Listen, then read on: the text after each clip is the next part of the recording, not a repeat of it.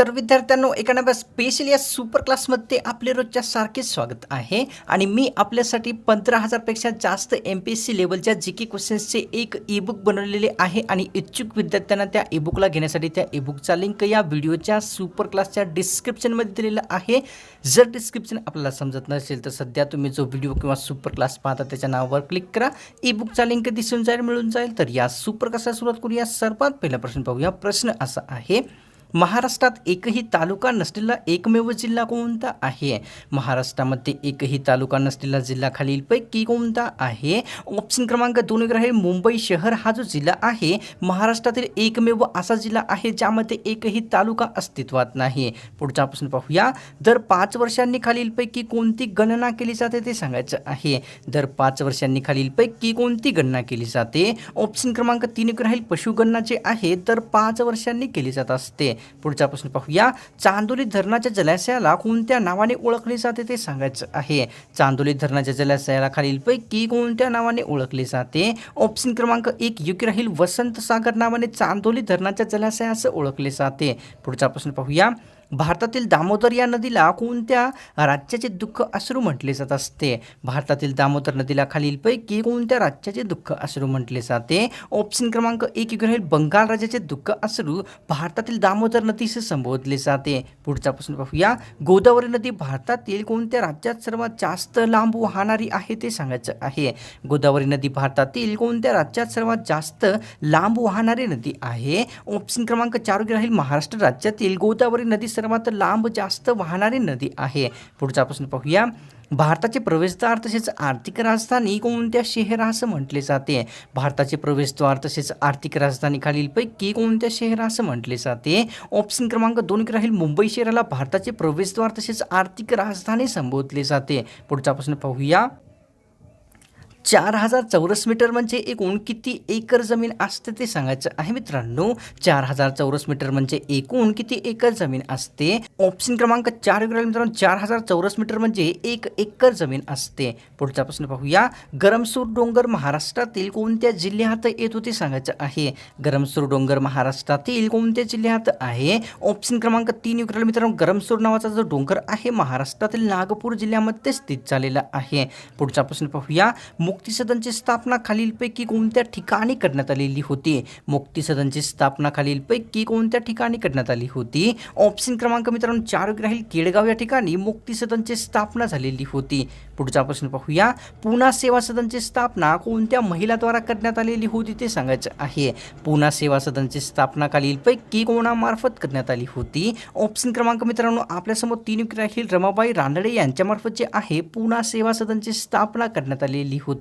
पाहूया पुढचा प्रश्न। सार्वजनिक शिवजयंती साजरी करण्यामागचा हेतू लोकांमध्ये काय आणणे आहे ते सांगायचं आहे। सार्वजनिक शिवजयंती साजरी करण्यामागचा हेतू खालीलपैकी लोकांमध्ये काय आणणे आहे? ऑप्शन क्रमांक 2 मित्रांनो राष्ट्रवाद निर्माण करण्याचे आहे सार्वजनिक शिवजयंती साजरी करण्यामागचा हेतू आहे।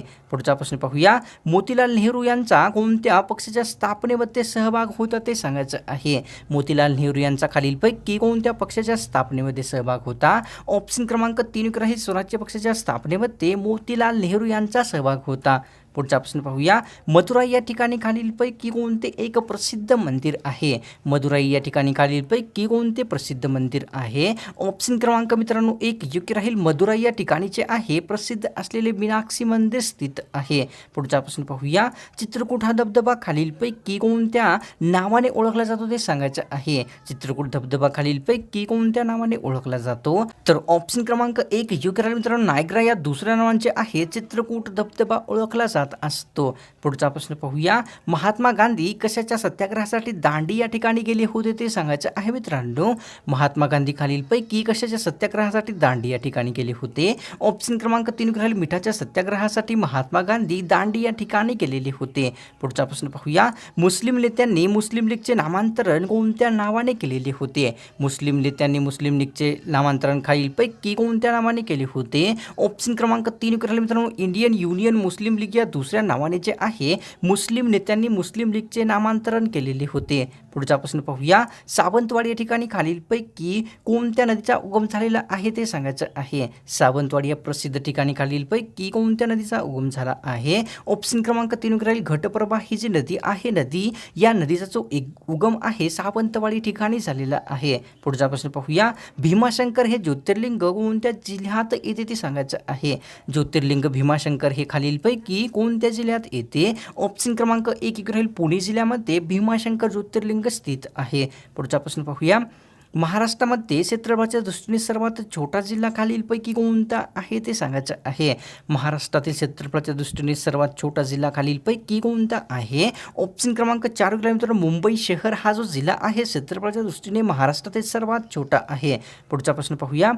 औंढा नागनाथ हे ज्योतिर्लिंग स्थान कोणत्या जिल्ह्यात आहे ते सांगायचं आहे. औंढा नागनाथ हे ज्योतिर्लिंग स्थान खालीलपैकी कोणत्या जिल्ह्यात येते. ऑप्शन क्रमांक 2 हिंगोली जिल्ह्यामध्ये औंढा नागनाथ हे ज्योतिर्लिंग स्थान स्थित झालेले आहे. पुढचा प्रश्न पाहूया. महाराष्ट्र राज्याची उपराजधानी खालीलपैकी कोणती आहे ते सांगायचं आहे. महाराष्ट्र राज्याची उपराजधानी खालीलपैकी कोणती आहे. ऑप्शन क्रमांक 1 राहील नागपूर हे जे शहर किंवा जिल्हा आहे महाराष्ट्राची उपराजधानी आहे. पुढचा प्रश्न पाहूया. महाराष्ट्र विधिमंडळाचे हिवाळी अधिवेशन कोणत्या ठिकाणी भरत असते. महाराष्ट्र विधिमंडळाचे हिवाळी अधिवेशन खालीलपैकी कोणत्या ठिकाणी भरते. ऑप्शन क्रमांक 1 युक्राल मित्रांनो नागपूर या ठिकाणी जे आहे महाराष्ट्र विधिमंडळाचे हिवाळी अधिवेशन भरवले जात असते. पुढचा प्रश्न पाहूया. या ठिकाणी अपरिपक्व मृदा असे खालीलपैकी कोणत्या मृदेस म्हटले जाते ते सांगायचं आहे. अपरिपक्व मृदा असे खालीलपैकी कोणत्या मृदेस म्हटले जाते. ऑप्शन क्रमांक 2 राहील पर्वतीय मृदेला जे आहे अपरिपक्व मृदा असे संबोधले जात असते. पुढचा प्रश्न पाहूया. भारतीय संविधानाने नागरिकांना एकूण किती प्रकारचे मूलभूत अधिकार दिलेले आहेत. भारतीय संविधानाने एकूण नागरिकांना किती प्रकारचे मूलभूत अधिकार दिले आहे. ऑप्शन क्रमांक 3 राहील एकूण 6 प्रकारचे मूलभूत अधिकार भारतीय संविधानाने नागरिकांना दिलेले आहेत. पुढचा प्रश्न पाहूया. घटना समितीचे एकूण किती अधिवेशन घेण्यात आलेले होते ते सांगायचं आहे. घटना समितीचे एकूण किती अधिवेशने घेण्यात आलेली होती. ऑप्शन क्रमांक मित्रांनो आपल्यासमोर 2 राहील एकूण 5 अधिवेशने जे आहे घटना समितीची घेण्यात आलेली होती. पुढचा प्रश्न पाहूया. घटना समितीच्या मसुदा समितीचे अध्यक्ष कोणते होते ते सांगायचं आहे. घटना समितीच्या मसुदा समितीचे अध्यक्ष खालीलपैकी कोणते मसुदारक होते. ऑप्शन क्रमांक 3 राहील डॉक्टर बाबासाहेब आंबेडकर यांनी घटना समितीच्या मसुदा समितीचे अध्यक्ष व्यक्ती बनलेले होते. पाहूया पुढचा प्रश्न. कोयना धरणाच्या जलाशयाला कोणत्या नावाने ओळखले जाते ते सांगायचं आहे. कोयना धरणाच्या जलाशयाला खालीलपैकी कोणत्या नावाने ओळखले जाते. ऑप्शन क्रमांक 3 राहील कोयना धरणाच्या जलाशयाचे आहे क्षीरसागर या दुसऱ्या नावाने ओळखले जात असते. पुढचा प्रश्न पाहूया. या ठिकाणी गिरणा नदीचे पाणी खालीलपैकी कोणत्या जिल्ह्याला पुरवले जाते ते सांगायचं आहे. गिरणा नदीचे पाणी प्रामुख्याने खालीलपैकी कोणत्या जिल्ह्यास दिले जाते. ऑप्शन क्रमांक 1 राहील जळगाव जिल्ह्याला गिरणा नदीचे पाणी दिले जात असते. पुढचा प्रश्न पाहूया. भारतातील हिंदी भाषेला हिंदीऐवजी कोणती भाषा म्हणावे असे म्हणण्यात आलेले होते ते सांगायचं आहे. भारतातील हिंदी भाषेला हिंदीऐवजी खालीलपैकी कोणती भाषा म्हणावे असे म्हणण्यात आलेले होते. ऑप्शन क्रमांक 2 मित्रांनो हिंदी भाषेला हिंदुस्थानी भाषा म्हणावे असे म्हणण्यात आलेले होते. पुढचा प्रश्न पाहूया. हिंदी भाषेला हिंदुस्थानी भाषा म्हणावे असे कोणत्या व्यक्तींनी सुचवले होते ते सांगायचं आहे. हिंदी भाषेला हिंदुस्थानी भाषा म्हणावे असे खालीलपैकी कोणत्या व्यक्तींनी सुचवले होते. ऑप्शन क्रमांक 4 राहील विनायक सावरकर यांनी हिंदी भाषेला हिंदुस्थानी भाषा म्हणावे असे सुचवले होते. पाहूया पुढचा प्रश्न काय आहे. कोलेरू हे गोड्या पाण्याचे सरोवर भारतातील कोणत्या राज्यात आहे ते सांगायचं आहे. कोलेरू हे गोड्या पाण्याचे सरोवर भारतातील कोणत्या राज्यात येते. ऑप्शन क्रमांक 2 राहील आंध्र प्रदेश राज्यामध्ये कोलेरू हे गोड्या पाण्याचे सरोवर स्थित झालेले आहे. पाहूया पुढचा प्रश्न काय आहे. या ठिकाणी संभाजीराजे शिवाजीराजे भोसले यांचा जन्म कोणत्या किल्ल्यावर झाला होता ते सांगायचं आहे. संभाजीराजे शिवाजीराजे भोसले यांचा जन्म खालीलपैकी कोणत्या किल्ल्यावर झाला होता. ऑप्शन क्रमांक 1 राहील पुरंदर किल्ल्यावर जे आहे संभाजीराजे शिवाजीराजे भोसले यांचा जन्म झालेला आहे. तर पाहूया पुढचा प्रश्न. संभाजीराजे यांच्या आईचे नाव खालीलपैकी कोणते होते ते सांगायचं आहे. संभाजीराजे यांच्या आईचे नाव खालीलपैकी कोणते होते. ऑप्शन क्रमांक 2 राहील सईबाई असे संभाजीराजे यांच्या आईचे नाव होते. येसाजी कंक जलाशय हे कोणत्या धरणाच्या जलाशयाचे नाव आहे ते सांगायचं आहे. एसाजी कंक जलाशय हे खालीलपैकी कोणत्या धरणाच्या जलाशयाचे नाव आहे? ऑप्शन क्रमांक 3 राहील भाटकर धरण. या धरणाच्या जलाशयाचे नाव एसाजी कंक ठेवण्यात आलेले आहे. पुढचा प्रश्न पाहूया. 1674 मध्ये छत्रपती शिवाजी महाराजांचा राज्याभिषेक कोणत्या ठिकाणी झाला होता ते सांगायचं आहे. 1674 मध्ये छत्रपती शिवाजी महाराजांचा राज्याभिषेक खालीलपैकी कोणत्या ठिकाणी झाला होता? ऑप्शन क्रमांक 2 मित्रांनो रायगड या ठिकाणी जे आहे 1674 मध्ये शिवाजी महाराज यांचा राज्याभिषेक करण्यात आलेला होता. वरसगाव धरण धरणाच्या जलाशयाचे नाव खालीलपैकी कोणते आहे? वरसगाव धरण या धरणाच्या जलाशयाचे नाव खालीलपैकी कोणते आहे? ऑप्शन क्रमांक मित्रांनो आपल्यासमोर 4 राहील वीरबाजी असे जे आहे वरसगाव धरणाच्या जलाशयाचे नाव ठेवण्यात आलेले आहे. पुढचा प्रश्न पाहूया. 2000 रुपयाची एक नोट बनवण्यासाठी किंवा छापण्यासाठी किती रुपयाचा खर्च येत असतो? 2000 रुपयाची नोट बनवण्यासाठी किंवा छापण्यासाठी एकूण किती रुपयाचा खर्च येतो? ऑप्शन क्रमांक 1 राहील मित्रांनो 3.54 रुपयाचा जो खर्च आहे 2000 रुपयाची नोट छापण्यास येणारा खर्च आहे. पुढचा प्रश्न पाहूया. केसरी वृत्तपत्र कोणत्या भाषेमध्ये प्रकाशित केले जात असे ते सांगायचं आहे. प्रसिद्ध असलेले केसरी वृत्तपत्र खालीलपैकी कोणत्या भाषेत प्रकाशित केले जात होते? ऑप्शन क्रमांक 1 राहील मराठी भाषेमध्ये केसरी वृत्तपत्र प्रकाशित केले जात होते. हिराकूड प्रकल्प खालीलपैकी कोणत्या राज्यामध्ये स्थित आहे ते सांगायचं आहे. हिराकूड प्रसिद्ध प्रकल्प भारतातील कोणत्या राज्यात येतो? ऑप्शन क्रमांक 1 योग्य राहील भारतातील ओडिशा राज्यामध्ये हिराकूड प्रकल्प स्थित झालेला आहे. पुढचा प्रश्न पाहूया. या ठिकाणी उत्पन्नापेक्षा खर्च वाढल्याने त्यास कोणते अंदाजपत्रक म्हटले जाते ते सांगायचं आहे. उत्पन्नापेक्षा खर्च वाढल्यास त्यास खालीलपैकी कोणते अंदाजपत्रक म्हटले जाते? ऑप्शन क्रमांक 2 मित्रांनो उत्पन्नापेक्षा खर्च वाढल्यास त्या तुटीचे अंदाजपत्रक संबोधले जाते. पुढचा प्रश्न पाहूया. कलिंग हा प्रसिद्ध पुरस्कार कोणत्या क्षेत्रात दिला जात असतो? कलिंग हा प्रसिद्ध पुरस्कार खालीलपैकी कोणत्या क्षेत्रात दिला जातो? ऑप्शन क्रमांक 2 राहील विज्ञान क्षेत्रामध्ये कलिंग पुरस्कार देण्यात येत असतो. पुढचा प्रश्न पाहूया. अवकाश विज्ञान विद्यापीठ कोणत्या शहरामध्ये आहे? अवकाश विज्ञान विद्यापीठ खालीलपैकी कोणत्या शहरात आहे? ऑप्शन क्रमांक 2 योग्य राहील मुंबई शहरामध्ये अवकाश विज्ञान विद्यापीठाची स्थापना झालेली आहे. पुढचा प्रश्न पाहूया. खालीलपैकी कोणत्या जिल्ह्यामध्ये सर्वात जास्त कारखाने आहेत ते सांगायचं आहे. खालीलपैकी कोणत्या जिल्ह्यामध्ये सर्वात जास्त कारखाने आहे? ऑप्शन क्रमांक 2 योग्य राहील पुणे जिल्ह्यामध्ये सर्वात जास्त कारखाने स्थित आहेत. पुढचा प्रश्न पाहूया. महाराष्ट्रातील उल्हास या नदीकाठी कोणते शहर वसलेले आहे ते सांगायचं आहे. उल्हास नदीकाठी खालीलपैकी कोणते शहर वसलेले आहे? ऑप्शन क्रमांक मित्रांनो 3 योग्य राहील ठाणे हे जे शहर आहे उल्हास नदीकाठी स्थित झालेले आहे. पुढचा प्रश्न पाहूया. आग्र्याचा ताजमहल हा कोणत्या प्रकारच्या खडकापासून बनलेला आहे ते सांगायचं आहे. आग्रा येथील ताजमहल खालीलपैकी कोणत्या खडकापासून बनलेला आहे? ऑप्शन क्रमांक 1 मित्रांनो संगमरवर या रूपांतरित खडकापासून आग्र्याचा ताजमहल बनलेला आहे. पुढचा प्रश्न पाहूया.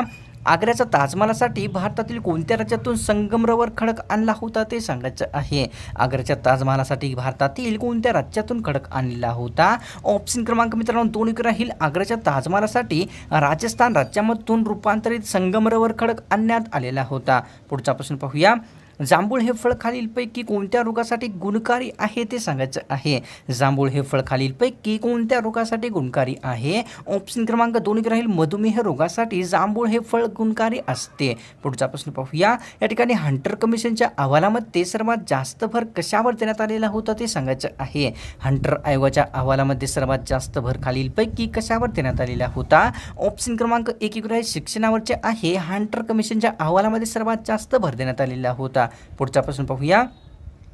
खालीलपैकी कोणती एक नदी महाराष्ट्रात उगम पावत नाही ते सांगायचं आहे. खालीलपैकी कोणती नदी महाराष्ट्रामध्ये उगम न पावणारी आहे? ऑप्शन क्रमांक मित्रांनो आपल्यासमोर 1 राहील. कावेरी ही जी नदी आहे महाराष्ट्रात उगम न पावणारी नदी दाखवण्यात आलेली आहे. पुढचा प्रश्न पाहूया. काठमांडू या ठिकाणी खालीलपैकी कोणत्या संस्थेचे मुख्यालय आहे ते सांगायचं आहे. काठमांडू या ठिकाणी खालीलपैकी कोणत्या संस्थेचे मुख्यालय आहे? ऑप्शन क्रमांक 2 राहील. सार्क संघटनेचे मुख्यालय काठमांडू या ठिकाणी स्थित आहे. पुढचा प्रश्न पाहूया. चाळकेवाडी पवन विद्युत प्रकल्प महाराष्ट्रातील कोणत्या जिल्ह्यात येतो? चाळकेवाडी पवन विद्युत प्रकल्प महाराष्ट्रातील कोणत्या जिल्ह्यात येतो? तर ऑप्शन क्रमांक 3 योग्य राहील मित्रांनो, चाळकेवाडी पवन विद्युत प्रकल्प महाराष्ट्रातील सातारा जिल्ह्यामध्ये स्थित आहे. हंटर आयोगापुढे सार्वजनिक व मोफत शिक्षणाची मागणी कोणत्या व्यक्तींनी केलेली होती ते सांगायचं आहे. हंटर आयोगापुढे सार्वजनिक व मोफत शिक्षणाची मागणी सर्वप्रथम कोणी केलेली होती? ऑप्शन क्रमांक 4 योग्य राहील, महात्मा फुले यांनी हंटर आयोगापुढे सार्वजनिक तसेच मोफत शिक्षणाची मागणी केलेली होती. तर विद्यार्थ्यांनो, आजची ही स्पेशल सुपर क्लास मला तर वाटते की आपल्याला नक्कीच आवडलीच आहे आणि त्या कारणास्तव सोडण्याच्या पूर्वी एक लाईक नक्कीच करायचं आहे आणि आपल्यासाठी 15,000पेक्षा जास्त MPSC लेवलच्या GK क्वेश्चनचे ईबुक बनवलेले आहे आणि इच्छुक विद्यार्थ्यांना त्या ईबुकला घेण्यासाठी त्या ईबुकचा लिंक या व्हिडिओच्या सुपर क्लासच्या डिस्क्रिप्शनमध्ये दिलेला आहे. जर डिस्क्रिप्शन समजत नसेल, सध्या तुम्ही जो व्हिडिओ किंवा सुपर क्लास पाहता त्याच्या नावावर क्लिक करा, ईबुकचा लिंक दिसून जाईल, मिळून जाईल. तर मिळतो का नवा स्पेशल आणि फ्रेश सुपर